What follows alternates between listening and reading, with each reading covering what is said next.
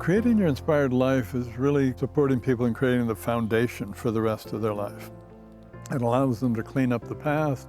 It allows them to get an image and an inspiration for what they're capable of doing, who they are, and what they'd like their life to look like. And as they begin to clean up that past and transform how their mind works and recognizing what their true abilities are, innate and otherwise, they end up moving into life and creating a whole different life. Not uncommon for people to feel like they're an entirely different person because they've shifted levels of consciousness, which means they're experiencing and seeing life in a completely different way. If you're a conscious entrepreneur or leader who feels destined to play on a higher level, then welcome to creating your inspired life. A lot of times when people come to me, they don't realize how noisy their mind is. They're afraid of what they lost in the past, afraid they might not get what they want in the future, so they're just always bouncing back and forth, distracted by those kinds of thoughts. And so I use breathing. And as soon as they start breathing, they start feeling, they become really more present.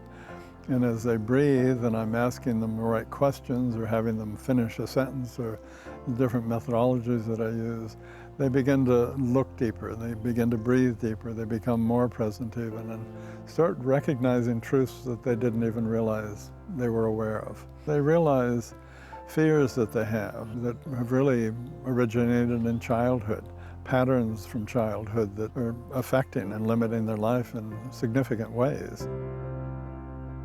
Michelangelo was quoted as saying, "How did you find David in that stone?" He said, "Well, I just chipped away everything that wasn't David."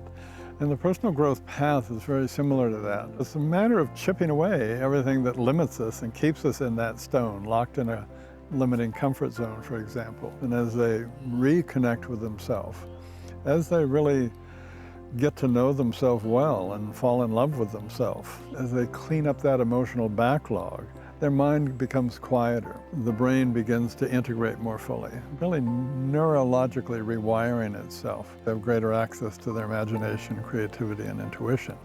And it just continues to develop. They're using the tools, they're using the insights. They're choosing to go on that inner journey. They're choosing to discover who they are, what they're the effect of, and heal that so that they can continue to develop, not only in their life, but in their leadership.